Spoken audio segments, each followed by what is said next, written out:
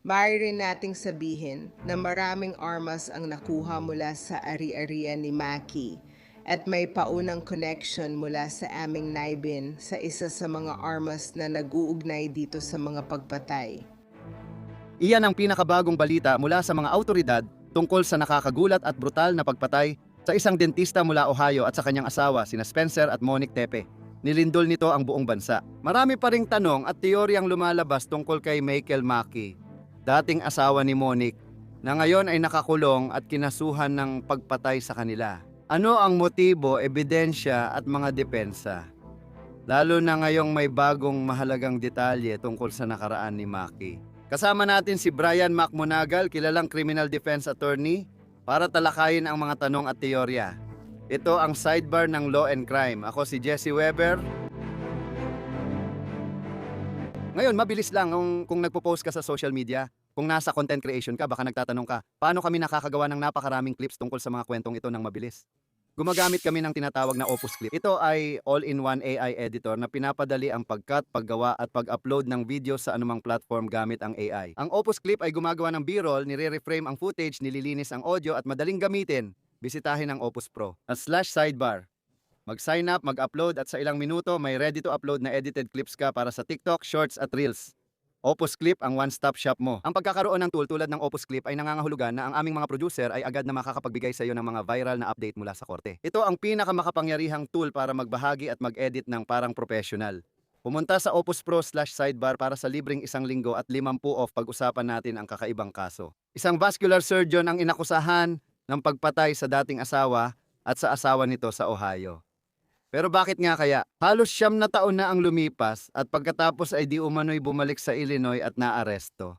Ngayon naman, tatalakayin ng sidebar ang kaso ng pagpatay kina Spencer Tepe, isang 37 anyos na dentista, at ang kanyang asawang si Monique Tepe, 39 anyos. Si Michael David Maki, 39 ang itinuturong nasa likod ng lahat at kinasuhan ng 2 mabigat na kaso ng pagpatay. Kaya, partikular, sinasabi ng mga autoridad na ang mga pagpatay na ito ay ginawa ng may planadong paghahanda at disenyo. Pinag-uusapan natin ang premeditation. Interesante ito dahil ano ang ebidensya ng mga autoridad? Bakit naniniwala ang mga piskal na ito ay planado at sinadya? Kaunti pa lang ang detalye at yun ang nakakaintriga. Marami ring legal na issue ang hindi pa malinaw. Maraming tanong at teorya ukol sa motibo, depensa at ebidensya pati spekulasyon at konspirasyon. Yan ang tatalakayin ko ngayon. Bago nating gawin yan, nagkaroon tayo ng press conference ngayon sa Columbus, Ohio kung saan tinalakay ng mga autoridad ang latest update sa investigasyon. Bukod sa na-recover nilang mga baril sa bahay ni Maki, binanggit din nila ito. Naniniwala kami sa puntong ito na nasa kustodya na namin ang taong responsable sa pagpatay kina Monique at Spencer Tepe at ang taong iyon ay si Michael Maki. Aktibo at tuloy-tuloy pa ang investigasyon. Sinusuri pa ng mga detective ang ebidensya, tips at video. Hindi namin maaaring talakayin ang lahat ng particular na detalye kaugnay ng kasong ito, kaya ayaw naming mailagay sa alanganin ang pangunahing layunin na makamit ang hatol. Sa amin, planado ang pag-atake at may kaugnayan ito sa karahasang domestiko. Tulad ng alam natin, si Maki ay ex-husband ni Monique Tepe. O, kaunti lang ang impormasyon, di ba? Ang alam natin, Disyembre 30 natagpo ang patay sa bala ang mag-asawang Tepe sa bahay nila sa Columbus, Ohio. Walang palatandaan ng sapilitang pagpasok na makakapagbigay impormasyon. Walang baril na na-recover nun. Sa press conference, maraming armas ang nakuha sa ari-arian ni Maki at may baril na na-recover na posibleng konektado sa pagpatay. Ito ba talaga ang baril na ginamit? Ano ang basehan ng mga pulis? Sa simula, makikita sa surveillance footage ang isang taong naka-hoodie na madilim, naglalakad sa eskinita malapit sa bahay bandang 2:00 hanggang 5:00 ng madaling araw. Ayon sa pulis, naganap ang pagpatay bago mag-4 a.m. Natagpuan lang ang mga tepis 10:00 ng umaga nang dumating ang pulis sa bahay. Hindi pumasok si Spencer sa trabaho at ayon sa pulisya, nagtamo siya ng maraming tama ng bala habang si Monique ay tinamaan sa dibdib. Malaking bagay din yon. Natagpuan ng mga anak nila sa bahay na ito, buti na lang at ligtas sila. May isip mo ba yon? May isip mo ba kung ano ang magiging buhay nila mula ngayon? Ngayon, kailangan nating pag-usapan ang pinaka-importanting ebidensya na alam natin sa ngayon. Okay, ito talaga ang pangunahing ebidensya na alam natin tungkol sa kotse. Ito ang susi. Ayon sa isang affidavit ng probable cause na isinampa sa kasong ito. CP. Sa sumunod na investigasyon, natukoy ng mga detective ang isang suspect sa pamamagitan ng video surveillance sa paligid ng lugar. Sinundan ang suspect papunta sa sasakyang dumating bago ang mga pagpatay at umalis agad pagkatapos. Natukoy ng mga detective ang sasakyan at naugnay kay Michael Mackey. Nahanap ng mga detective ang sasakyan sa Rockford, Illinois at natuklasan nilang si Mackey ang may-ari nito bago at matapos ang mga pagpatay. Si Mackey ay nagtrabaho sa OSF St. Anthony Medical Center sa Rockford at may apartment sa downtown Chicago. Kaya lumitaw siya sa korte ngayong linggo. Nangyari ito sa Illinois. Dito siya inaresto. Tinanggihan niyang labanan ng extradition pabalik sa Ohio. Technical, pwede siyang maghain ng legal na hamon. Pero sabi ng maraming eksperto, bakit pa gagawin at sasayangin ang oras? Bumalik ka, harapin ang mga kaso at subukang magpiyansa kung pwede. Sinabi ng abogado niya na magpapasok siya ng not guilty plea pagbalik sa Ohio. Ngayon, narito ang mga pangunahing tanong. Una, bakit? Kung totoo ang mga paratang, ano ang motibo matapos ang lahat ng oras na divorce na at hiwalay na? Ano ang ebidensya laban sa kanya? Bukod sa kotse, ano pa kayang depensa? Ayon sa record ng korte, nagpakasal sina Monique at Mackey noong 2015 pero nag-file ng diborsyo pagkalipas ng 2 taon. Parang palipat-lipat siya ng estado mula 2020 bago tumira sa Illinois. Ang weird. Nakuha ng ABC, 6 ang file ng diborsyo na ayon sa ulat ay maayos at sanhi ng hindi pagkakasundo. Sa wedding video nila Monique at Spencer, sinabi niya sa vows, ang dami kong pinagdaanan bago kita nakilala. Walang katapusang mga pangit na date sa Bumble, maling mga relasyon, at sandamakmak na luha. May kapitbahay si Mackey, si Garalyn Coleric, na nagsabi sa WLS-TV na hindi raw ito mukhang gumagawa ng ganitong bagay. Umupo ako sa tabi ng pool kasama ang lalaking ito, nag-barbecue at nagkwentuhan tungkol sa araw. Yung pala mamamatay tao siya. Medyo nakakagulat talaga. Sa kabilang banda naman, ayon sa The New York Post, iniulat na ang pamilya Tepe ay inasahan na talagang maaaresto si Mackey. Isang hindi pinangalanang kamag-anak ang nagsabi sa The Daily Mail, hindi ito nakakagulat sa kahit sino. Inaasahan namin ito pero hindi namin sinabi para hindi maapektuhan ang investigasyon. Ang kasamahan kong si Anjanette Levy mula sa Crime Fix ay ininterview ang bayaw ni na Spencer at Monique. At maingat na pinakinggan ang sinabi niya tungkol sa hinala kay Mackey. Mula sa sandaling nangyari ito, parang ayon sa naririnig ko mula sa'yo, agad ninyong inisip na si Dr. McKee ang may gawa nito, na siya ang taong ito. Sinabi ba ng pamilya ng malinaw sa mga pulis, sa mga detective na kailangan ninyong kausapin ang taong ito?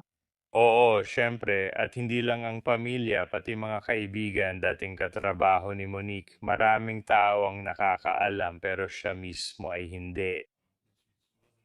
Hinangaan ko kay Monique na hindi siya nahihiyang pag-usapan ang mga karanasang ito na parang naging therapy na rin niya. Di ko alam kung ilang tips ang natanggap nila na nagtuturo sa kanya para sa amin. Nakilala namin si Monique noong 2018 nang ipakilala siya ni Spencer at medyo sigurado na kami dahil sa mga kwento niya tungkol sa kanya. Hindi niya tinatawag sa pangalan kundi dating asawa lang. And sa totoo lang, ganun siya kasama. At alam mo, ginawa niya ang lahat ng makakaya niya para makaalis sa situasyong iyon at nakilala si Spencer at namuhay ng masaya. Dapat ko ring sabihin, sa press con kanina sinabi ng autoridad na walang natanggap na ulat ng pang-aabuso kina Monique at Mackey. May mga bagay na di nila pwedeng ibahagi dahil sa investigasyon pero baka malaman din natin balang araw. Ang tanong, ano ang meron? Nagkaroon ba ng komunikasyon o ginawa ang akusado bago ito nangyari? Nagpakita ba siya ng kahit anong reaksyon o opinyon tungkol kina Monique at Spencer? Mahalagang tanong din ito sa kaso. Sasabihin ko ito. Isa itong bagong impormasyon na natutunan natin habang iniisip natin kung ano ang maaaring nangyayari sa buhay ni Mackey. Iniulat ng People Magazine na kinasuhan siya ng medical malpractice dahil sa umano'y palpak na operasyon sa Las Vegas, kung saan nabali ang halos 9 pulgadang catheter sa binti ng pasyente. Alam mo ang kakaiba? Matapos siyang maisama sa kaso noong Setyembre 2025, sinikap na ihain sa kanya ang reklamo. Ayon sa usapan namin ng katrabaho, Hindi raw talaga matagpuan si Maki at sinasabing nawala siya. Ngayon, hayaan mo ring sabihin ko ito. Ayon sa Columbus Dispatch, walang naitalang kasaysayan ng disiplina o aksyon sa lisensya medikal ni Maki. Wala siyang record ng krimen at dati siyang may lisensya sa pangangaso sa Ohio. Habang hinihintay ang pagharap ni Maki sa Franklin County Court sa kasong pagpatay, kailangan munang suriin ng grand jury ang ebidensya para sa formal na pagsasakdal. Talakayin natin ang mga teorya tungkol sa motibo, depensa, ebidensya, at haka-haka. Iyan ang gusto kong pag-usapan ngayon. Ngayon, ipakikilala ko ang isang kaibigan ng programa. Matagal na natin siyang di nakita. Kilalang criminal defense attorney si Brian J. McMonagle ng McMonagle, Perry, McHugh, Meshach at Davis. Maraming salamat sa oras mo, Brian. Talagang masarap kang makita. Napakalaki ng kasong ito. Napakalaki talaga. Ibig kong sabihin, una, kailangan kong itanong, bakit hindi pa rin nagsasalita ang mga autoridad tungkol sa ebidensya? Ibig kong sabihin kahit ngayon, dapat nilang tiyakin na si Maki ang nasa surveillance footage. Para sa akin, mukhang ang tanging malinaw na ebidensya nila ay ang surveillance footage. Ang kotse ay pag-uusapan pa. Ngayon, iniulat nilang may na-recover na armas na posibleng konektado sa mga pagpatay. Bakit hindi pa nila inilalabas ang ebidensya?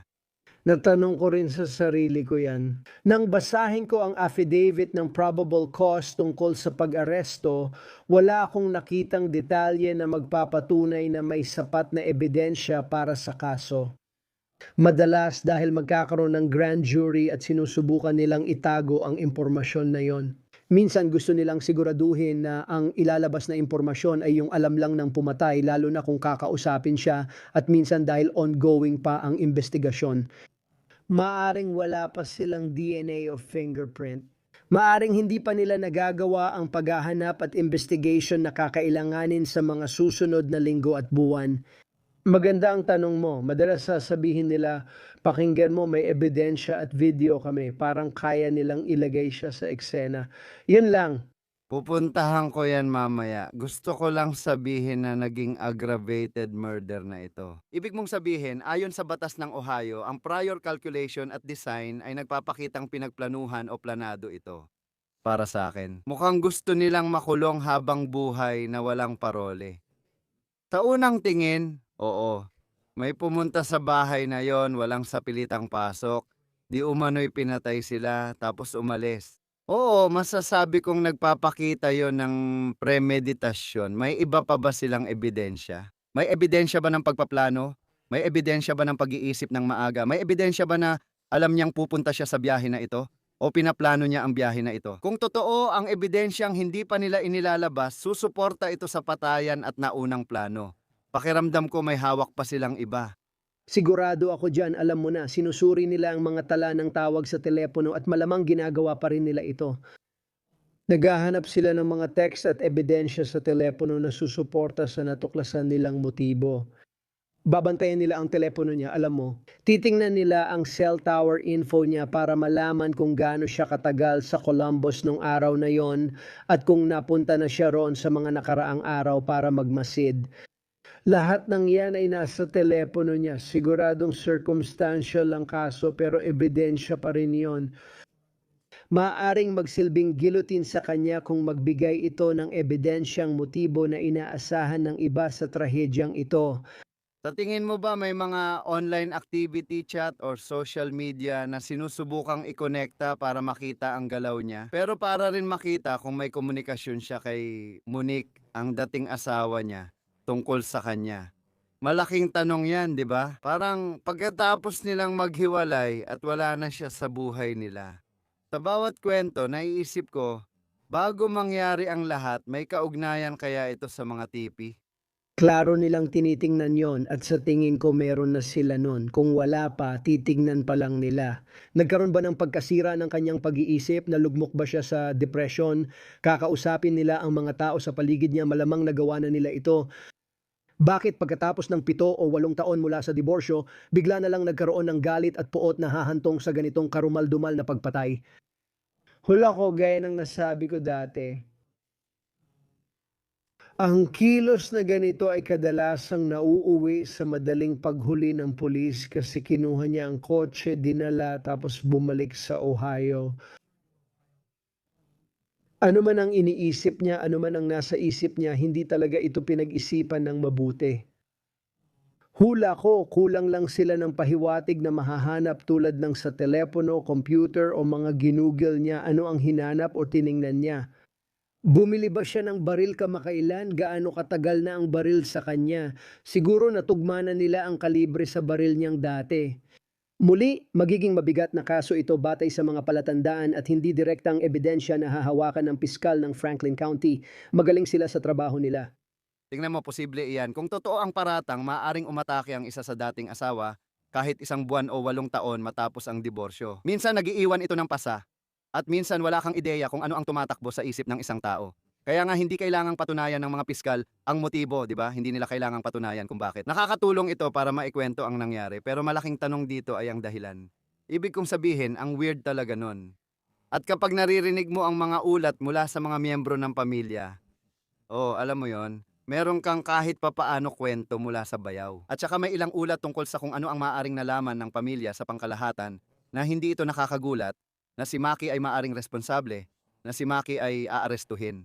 Pakiramdam ko malalim na ang pagkakasangkot ng pamilya sa investigasyon at tinatanong na sila ng autoridad. Mukhang alam na nila mula pa sa simula at ganun nga ang dating, siguradong walang sapilitang pagpasok. Kaya bakit nga ba nangyari ang pagpatay na ito? And ang pamilya mula pa sa simula, malamang na siya na agad ang itinuturo nila. Ano ang paliwanag niya kung bakit siya nandoon noong gabi ng pagpatay sa bayang hindi niya tirahan at agad umalis pagkatapos?